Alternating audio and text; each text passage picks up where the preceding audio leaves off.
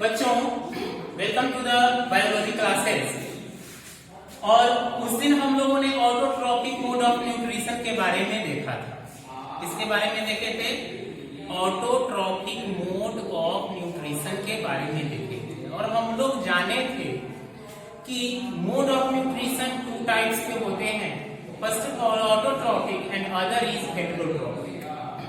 सो अब हम लोग हेटेरोट्रॉपिक न्यूट्रिशन के बारे में जानेंगे। तो पहले ही दिन हमने बताया था कि हेटेरो मीन्स होता है अदर एंड ट्रॉप्स मीन्स हो गया nutrition. Hetero means other and trophs means nutrition, यानी कि वैसे एनिमल जो कि दूसरे एनिमल पर डायरेक्टली और इनडायरेक्टली डिपेंड रहते हैं, इसी को हम लोग हेटेरोट्रॉपिक कहते हैं। क्लियर? अब हेटेरोट्रॉपिक न्यूट्रिशन कितने टाइप्स के होते हैं? तो यहाँ पर लिखा हुआ है बच्चों, there are 3 types of heterotrophic nutrition.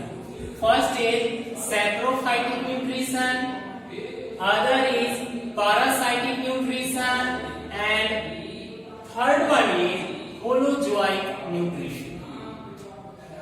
आप लोग इस दोनों के बारे में, सैप्रोफाइटिक और पैरासाइटिक के बारे में आप लोग 6 या 5 क्लास में पढ़ते आ रहे होंगे। तो सैप्रोफाइटिक मोड ऑफ न्यूट्रिशन क्या होता है बच्चों? तो इसको जान लीजिए कि वैसा मोड ऑफ न्यूट्रिशन या वैसे ऑर्गेनिज्म जो सड़े गले चीजों पर डिपेंड रहते हैं। क्लियर? वैसे ऑर्गेनिज्म जो सड़े गले चीजों को खाकर अपना जीवन को निर्वाह करते हैं, उसी को हम लोग सैप्रोफाइटिक मोड ऑफ न्यूट्रिशन कहते हैं। Example, fungus. आप लोग मशरूम देखे हैं ना? मशरूम प्लांट क्या करता है? सड़े गले चीजों पर वो ग्रो करता है और एक एंजाइम सीक्रेट करता है, और एंजाइम सीक्रेशन के बाद वह सड़े गले चीजों को भोजन के रूप में क्या करता है? यूज करता है। तो मशरूम बच्चों, ज्यादातर मशरूम जो है वो बारिश के दिनों में होती है। बारिश के दिनों में जहां पर गंदगी होती है, गोबर वगैरह होती है, वहां पर मशरूम। लेकिन बच्चों, मैंने आज देखा है, आज मशरूम का पेड़ मैंने देखा है। क्यों? क्योंकि आप जान रहे हैं कि मई में भी लगातार बारिश हो रही है। जहां पर नमी होगी, जहां पर मॉइस्चर होगी, वहां पर मशरूम होगा। क्लियर बच्चों? तो मशरूम क्या करता है? वह सड़े गले चीजों को कंज्यूम करके अपना भोजन करता है। That is called saprophytic.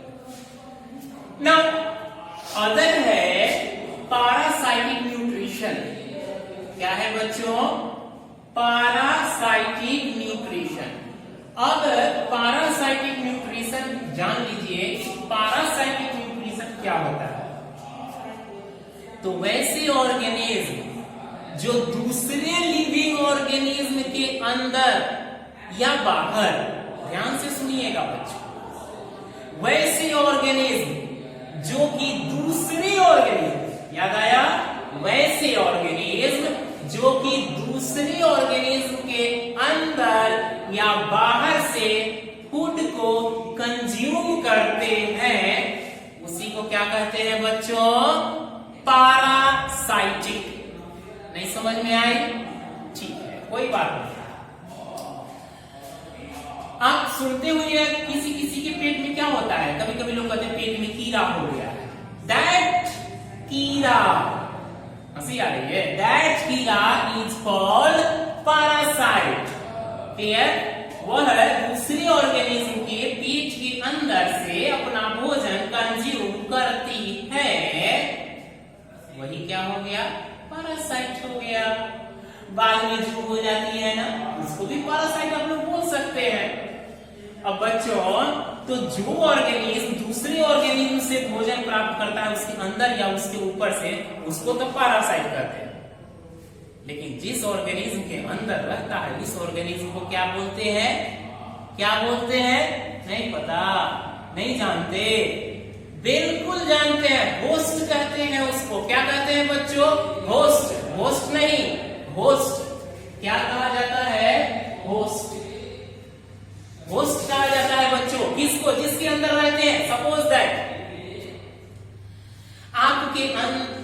आपके घर पर कोई गेस्ट आए, अभी तो आ नहीं रहे होंगे क्योंकि आप जान रहे हैं क्या चल रहा है, वेरी गुड, लॉकडाउन चल रही है। तो आपके घर पर अभी गेस्ट नहीं आ रहे होंगे या आप किन्हीं के यहाँ नहीं जा रहे होंगे, लेकिन जब हमारे यहाँ गेस्ट आते हैं तो हम लोग क्या करते हैं, हम लोग उनको भोजन देते हैं ना, पानी देते हैं ना, तो हम लोग होस्ट हो गए, मेजबान। होस्ट मतलब किसी दूसरे को भोजन देना, होस्ट मेजबान, और वो क्या कहलाए, मेहमान, गेस्ट, अतिथि। तो पारासाइटी को आप लोग मेहमान समझ लीजिए और मेजबान किसको, होस्ट को। अब समझ में आई बात, अब बात समझ में आई। तो होस्ट उसे कहेंगे जिसके अंदर से वो भोजन खाते हैं, लेते हैं, और पारासाइटी कौन हो गए, जो भोजन। सपोज दैट बच्चों, आप स्कूल आते हो और आप 4 रोटी लाते हो, कहां, टिफिन में लाते हो, और आपका बगल में 2 दोस्त बैठा हुआ है या 1 दोस्त बैठा हुआ है। अब क्या होगा कि आपके टिफिन से वह 2 रोटी शेयर कर लेता है, आपकी खाने की क्षमता 4 है और आपसे वह 2 रोटियां क्या करता है, शेयर कर लेता है। आपकी भूख मिटेगी क्या, बोलिए, भूख नहीं ना मिटेगी, नहीं मिटेगी बच्चों, आपकी भूख बिल्कुल नहीं मिटेगी, क्योंकि आपके पास क्षमता थी 4 रोटियां खाने की और आपने 2 रोटी में संतुष्ट कर लिया, उसको कुछ बोल भी नहीं सकते हैं क्योंकि आपसे ज्यादा ताकतवर है। अब मम्मी बोलेंगी कि हमने तो 4 रोटी रखा था, 2 कहां चला गया, तो वही पारासाइट रूपी आपका जो दोस्त है वही होस्ट से क्या कर रहा है, कंज्यूम कर रहा है। तो बच्चों, पारासाइट भी खतरनाक साबित होते हैं, क्लियर। जैसे वो दोस्त आपका रोटी ले रहा है, आपके लिए खतरनाक साबित हो रहा है, वैसे ही पारासाइट होस्ट के लिए भी क्या होते हैं, खतरनाक होते हैं। लेकिन इनका मोड ऑफ न्यूट्रिशन वही है, इनकी नेचर वही है। तो 2 समझ में आई बच्चों, उम्मीद करते हैं आपको समझ में आई होगी।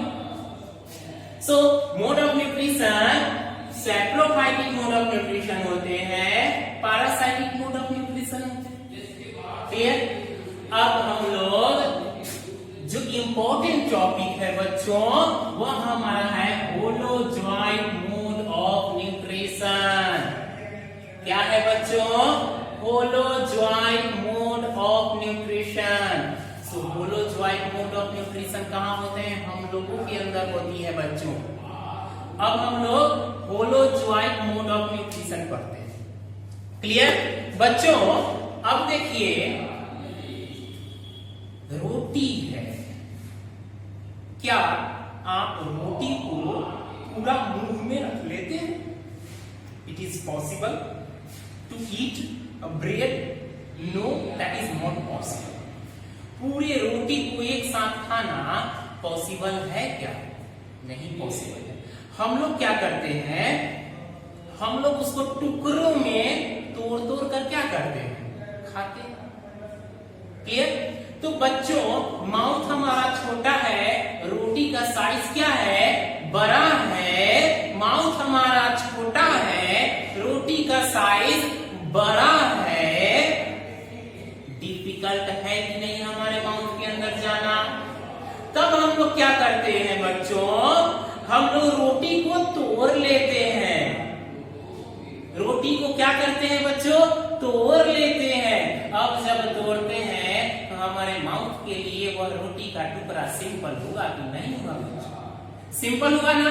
पहले क्या था रोटी बच्चों, पहले रोटी इतना था, मान लीजिए कि इतना बड़ा था, इतना बड़ा तो था नहीं, बोर्ड पर आपको कंज्यूम करने के लिए, एज्यूम करने के लिए बता रहे हैं। सो रोटी का टुकड़ा बच्चों इतना बड़ा था, आपके माउथ के लिए कॉम्प्लेक्स था। क्या था बच्चों? वेरी गुड, कॉम्प्लेक्स था, जटिल था। आपने इसको टुकड़ों में बांट दिया, कट कर दिया। अब यह एक रोटी का टुकड़ा हो गया बच्चों। अब यह आपके माउथ के लिए क्या हो गया, सिंपल होगा कि नहीं होगा? अब आपके माउथ के लिए क्या हो गया बच्चों, सिंपल हो गया। तो कॉम्प्लेक्स सब्सटेंस से सिंपल सब्सटेंस कन्वर्ट करना ही होलोजोइक मोड ऑफ न्यूट्रिशन कहलाता है। क्या कहलाता है बच्चों? कॉम्प्लेक्स सब्सटेंस से सिंपल सब्सटेंस में कन्वर्ट होना होलोजोइक मोड ऑफ न्यूट्रिशन कहलाता है। और इसको हम लोग डाइजेशन भी कहते हैं। क्या कहते हैं बच्चों? डाइजेशन। कॉम्प्लेक्स सब्सटेंस से सिंपल सब्सटेंस में कन्वर्ट कर। बात समझ में आ रही है? बिल्कुल आ रही है। अब बच्चों, अब हमारे माउथ में इतना छोटा टुकड़ा रोटी का गया और यह हमारा ओसोफेगस है। बाद में पढ़ना है ओसोफेगस के बारे में, जिसको हम लोग पाइप कहते हैं। क्या कहते हैं बच्चों? फूड पाइप कहते हैं। अब बच्चों, यह रोटी का टुकड़ा, इतना बड़ा टुकड़ा, इस पाइप के लिए, फूड पाइप के लिए कॉम्प्लेक्स है कि नहीं? हाँ या ना? बिल्कुल, इसके लिए क्या है? कॉम्प्लेक्स है। तो हमारे माउथ के अंदर 32 सोल्जर्स हैं। कितने हैं? 32 सोल्जर्स। हाँ, वेरी गुड, टीथ है वो, बहुत अच्छे। अब देखिए, तब हम लोग क्या करते हैं? उसको कटिंग करते हैं कि नहीं? चबाते हैं कि नहीं चबाते? क्योंकि ना चबाए सांप हैं, निकल जाते हैं, नहीं ना? उसको क्या करते हैं आप लोग? चबाते हैं, यानी कि और छोटे छोटे टुकड़ों में क्या करते हैं? उसको कन्वर्ट कर देते हैं। अब बच्चों, इस फूड पाइप के लिए, इस फूड पाइप के लिए अब यह सब्सटेंस क्या हो गया? सिंपल हो गया कि नहीं? तो the conversion of complex into simple, यही ना होलोजोइक मोड ऑफ न्यूट्रिशन है। और इसको हम डाइजेशन भी कहते हैं। क्लियर? बात समझ में आई? तो यह मल्टी सेलुलर में तो होते ही होते हैं, साथ में यूनिसेलुलर ऑर्गेनिज्म में भी होते हैं। कहाँ होते हैं बच्चों? यूनिसेलुलर ऑर्गेनिज्म में। और यूनिसेलुलर ऑर्गेनिज्म किसे कहते हैं? यूनिसेलुलर को कट कर दीजिए, यूनि में सिंगल। तो वैसे ऑर्गेनिज्म जो सिंगल सेल के बने होते हैं, उनको हम लोग क्या कहते हैं बच्चों? वेरी गुड, यूनिसेलुलर ऑर्गेनिज्म कहते हैं। अब आइए हम लोग अमीबा में होलोजोइक मोड ऑफ न्यूट्रिशन कहाँ देखेंगे? अमीबा में। और अमीबा क्या है बच्चों? अमीबा एक यूकैरियोटिक यूनिसेलुलर ऑर्गेनिज्म है। आप लोगों ने 9th क्लास में पढ़ा होगा। यूकैरियोटिक सेल किसे कहते हैं? वैसे सेल जिसके पास 2 न्यूक्लियस हैं, that is called eukaryotic cell. और अमीबा का ये क्या है बच्चों? न्यूक्लियस है। Clear? And this is the pseudopodia. Pseudopodia को हम लोग कट करेंगे बच्चों, तो स्यूडो का मतलब होता है फॉल्स, झूठा। क्या होता है? झूठा, बिल्कुल झूठा। एंड पोडिया मीन्स होता है फिट। सोचने वाली बात है, झूठा फिट, झूठा पैर। अरे ये कहां से आ गए? हाँ, इसका फॉल्स फिट होता है। यह अपना शेप चेंज करते रहता है बच्चों।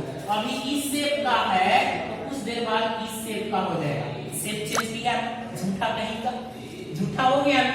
फिर अभी इस शेप का है तो अभी इस शेप का हो जाएगा, झूठा हो गया। क्या हुआ? झूठा हुआ। समझ में आई बच्चों? अब हम लोग holozoic mode of nutrition in amoeba देखने जा रहे हैं बच्चों। यह हमारा अमीबा है। क्लियर? अब इसने क्या देखा? इसने यहाँ पर फूड देखा। क्या देखा? इसको क्या नजर आई? भोजन नजर आई। अब भोजन नजर आई तब यह भोजन को क्या करेगा? कंज्यूम करना चाहेगा। This is pseudopodia and this is food particles. अब जब यह भोजन को देखा, बेचारे के मन में लालच आई इसको खाने के लिए। अब क्या करेगा? अब क्या करेगा बच्चों? तो अब यह भोजन की तरफ दौड़ेगा। कहाँ दौड़ेगा? भोजन की तरफ। क्या करने? खाने के लिए दौड़ेगा ना। तो जैसा कि मैंने बताया था, सीरोपोडिया का काम क्या है? शेप और साइज चेंज करना। समझ में आई? तो अब नेक्स्ट स्टेप में क्या करेगा बच्चों? यह अपना शेप चेंज कर लेगा और फूड पार्टिकल को कैप्चर करने की कोशिश करेगा। क्या करने की कोशिश करेगा बच्चों? कैप्चर करने की कोशिश करेगा।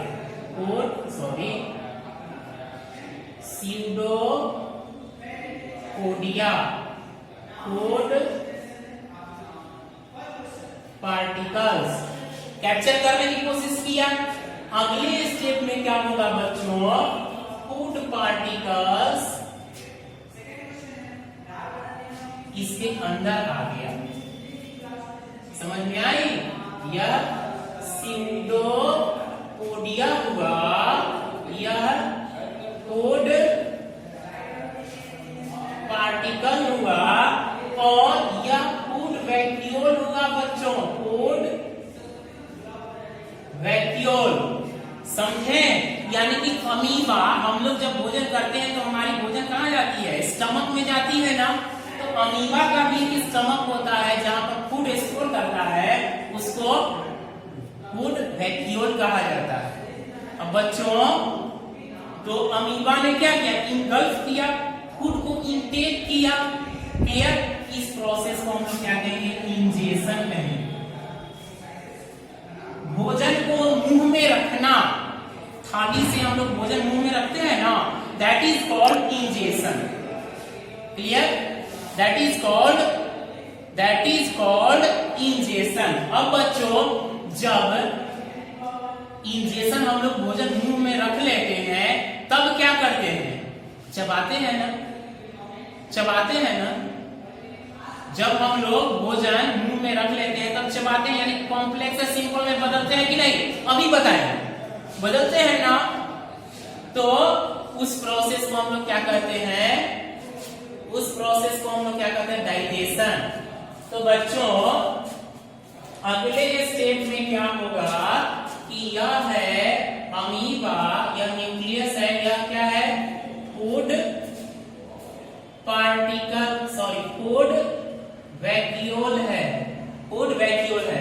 अब भोजन क्या होगा? टूटेगा ना छोटे छोटे टुकड़ों में, और इस जब छोटे छोटे टुकड़ों में कन्वर्ट कर गया, इस प्रोसेस को हम लोग डाइजेशन कहते हैं।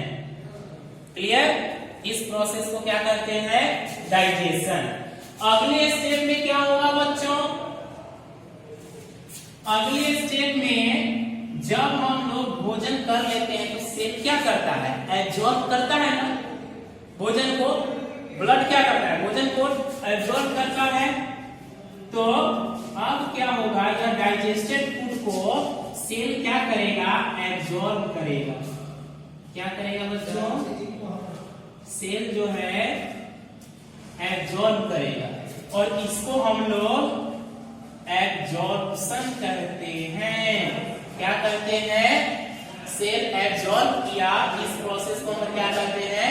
एब्जॉर्प्शन। अब जब digested cell digested food absorb हो जाता है तो हमारे अंदर एनर्जी आती है ना। क्या होती है? एनर्जी आती है।